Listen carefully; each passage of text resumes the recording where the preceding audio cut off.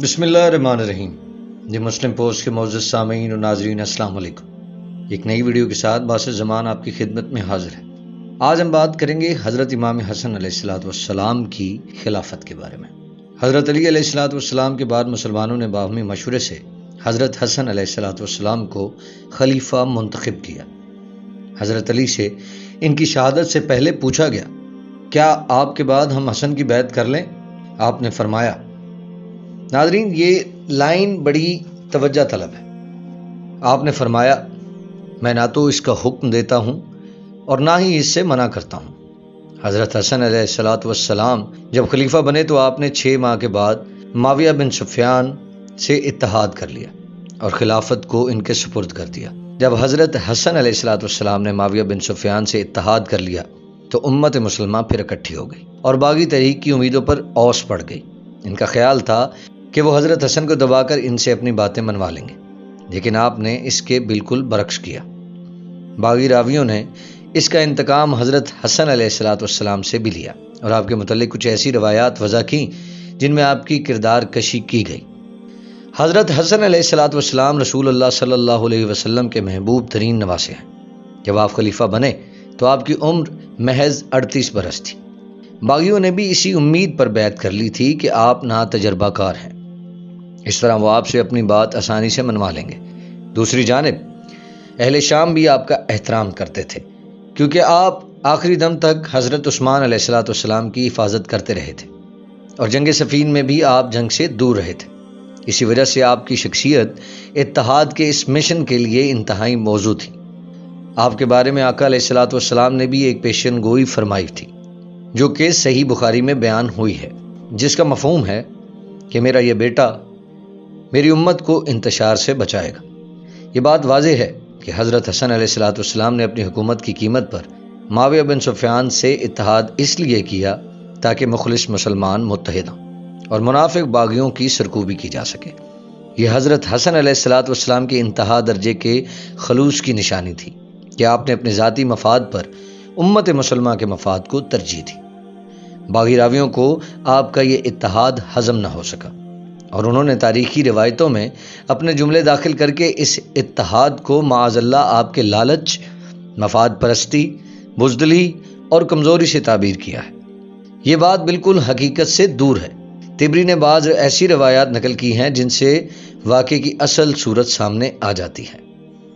حضرت علی علیہ السلام نے اہل عراق کا لشکر تیار کیا تھا جو آذربائیجان اور اصفہان سے تعلق رکھتا تھا۔ اس کے علاوہ ایک خاص لشکر عربوں کا تھا جس میں 40,000 جنگجو تھے اور انہوں نے حضرت علی سے مرنے پر بیعت کی تھی۔ آپ نے ان پر قیس بن سعد رضی اللہ تعالیٰ عنہما کو مقرر کیا تھا اور قیس مہم میں کچھ تاخیر کر رہے تھے۔ اسی اثناء میں حضرت علی علیہ السلام شہید ہو جاتے ہیں اور اہل عراق نے حسن بن علی کو خلیفہ مقرر کر لیا۔ اہل عراق نے جب حسن بن علی علیہ السلام سے خلافت کی بیعت کی تو حسن نے ان سے یہ شرط طے کی کہ آپ لوگ میری بات کو سنیں گے اور میری اطاعت کریں گے۔ میں جس سے صلح کروں گا آپ اس سے صلح کریں گے اور میں جس سے جنگ کروں گا آپ اس سے جنگ کریں گے۔ اس شرط سے اہل عراق یعنی باغی پارٹی کے دلوں میں شک آ گیا۔ انہوں نے کہا، یہ شخص ہمارے کام کا نہیں ہے، اس کا تو جنگ کا ارادہ لگتا ہی نہیں۔ اب ان لوگوں کے لیے حسن علیہ السلام کے دل میں بغض بڑھ گیا اور وہ ان سے محتاط ہو گئے۔ انہوں نے معاویہ سے خط و کتابت کی اور اپنی شرائط لکھ بھیجی کہ اگر آپ انہیں منظور کر لیں تو میں اطاعت کروں گا اور آپ پر اس وعدے کو پورا کرنا لازم ہوگا۔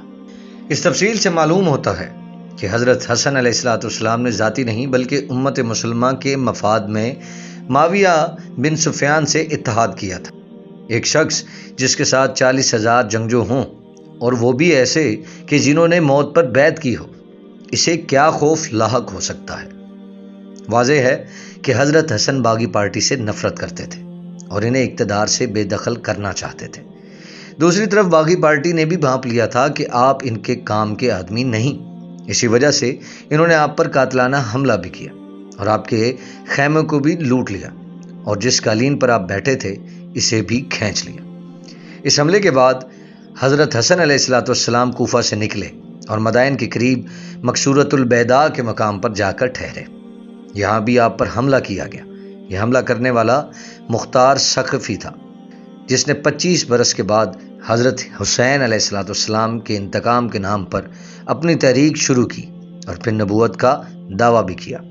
روایت یہ ہے، سعد بن مسعود جو مختار کے چچا تھے اور یہ ابھی نوجوان لڑکا تھا، حضرت علی علیہ السلام مدائن کے گورنر تھے۔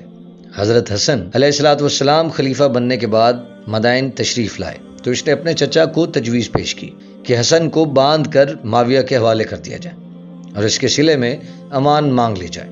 چچا نے اسے جھڑک دیا اور کہا، اللہ تجھ پر لعنت کرے، کیا میں رسول اللہ صلی اللہ علیہ وسلم کے نواسے پر حملہ کر کے انہیں باندھ لوں؟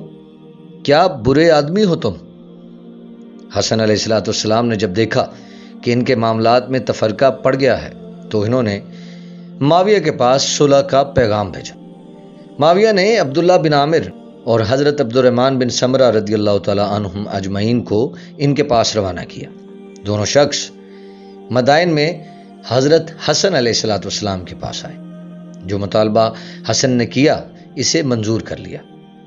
صلح کے معاملے میں معاویہ بن سفیان کا کردار بھی غیر معمولی ہے۔ روایت کے مطابق ان کے ذہن میں یہ خیال پیدا ہوا کہ اگر جنگ و جدال کا یہ سلسلہ جاری رہا تو مسلمانوں کو نقصان پہنچے گا۔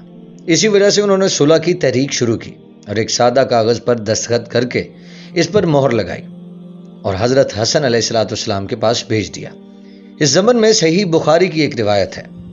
ابو موسیٰ اسرائیل بیان کرتے ہیں کہ ان سے حضرت حسن علیہ السلام نے خود بیان کیا کہ جب حسن بن علی معاویہ کے مقابلے کے لیے لشکر لے کر چلے تو عمر بن عاص نے معاویہ سے کہا، میں نے حسن کے پاس جو لشکر دیکھا ہے وہ اس وقت تک واپس جانے والا نہیں جب تک کہ مقابل فوج کو بھگا نہ لے۔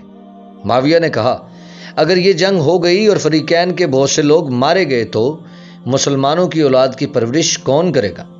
عمر نے کہا، ہم ان سے مل کر صلح کے لیے بات چیت کریں گے۔ اسی ضمن میں حسن بصری کہتے ہیں کہ میں نے ابو بکر علیہ السلام کو کہتے سنا کہ ایک بات نبی کریم صلی اللہ علیہ وسلم نے فرمایا، میرا یہ بیٹا سردار ہے اور امید ہے کہ اللہ تعالیٰ اس کے ذریعے مسلمانوں کے دو گروہوں میں صلح کروائے گا۔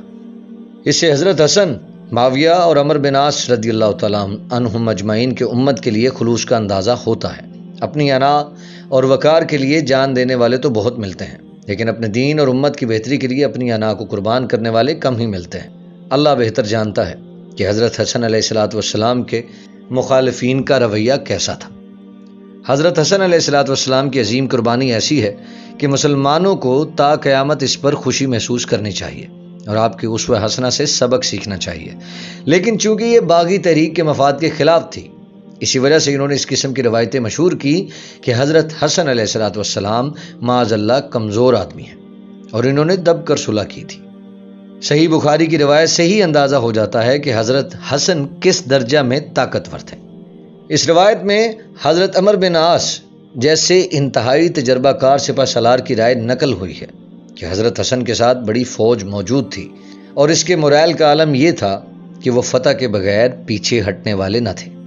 فوج کے سالار قیس بن سعد رضی اللہ تعالیٰ عنہما جیسے ماہر سیاست اور جنگجو کر رہے تھے۔ تبری کی روایت میں اس فوج کے لیے پہاڑ جیسی افواج کا لفظ استعمال ہوا ہے۔ اس کے بعد بھی کہا گیا کہ حضرت حسن علیہ السلام نے دب کر صلح کی، تو اسے تعصب کے سوا اور کیا کہا جا سکتا ہے؟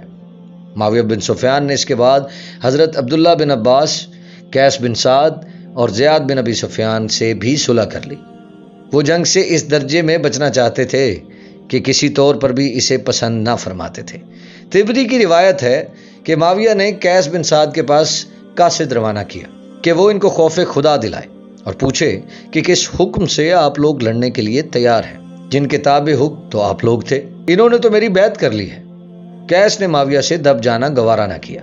معاویہ نے ایک کاغذ پر مہر لگا کر انہیں بھیج دیا کہ آپ کا جو جی چاہے اس کاغذ پر لکھ لیجئے، مجھے سب منظور ہے۔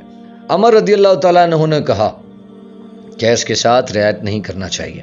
معاویہ نے کہا، ہوش کیجئے، اتنے لوگوں کو ہم اس وقت تک قتل نہیں کر سکتے جب تک کہ اہل شام میں سے بھی اتنے ہی لوگ نہ مارے جائیں جن کے بعد زندگی بے لطف ہے۔ واللہ جب تک کچھ بھی چارہ کار ممکن ہے میں قیس سے نہ لڑوں گا۔ ان کے معاملات کیسے تھے یہ اللہ ہی بہتر جانتے ہیں۔ حضرت امام حسن علیہ السلام کی بیعت خلافت، اس پر لوگوں کا رویہ، اور خصوص بالخصوص معاویہ بن سفیان سے حضرت حسن علیہ السلام کی صلح پر حضرت امام حسن کا رویہ کیسا تھا، یہ سب کچھ جاننے کے لیے باس زمان کو حضرت حسن علیہ السلام کی بیعت کی دوسری قسط تک کے لیے اجازت دیجیے۔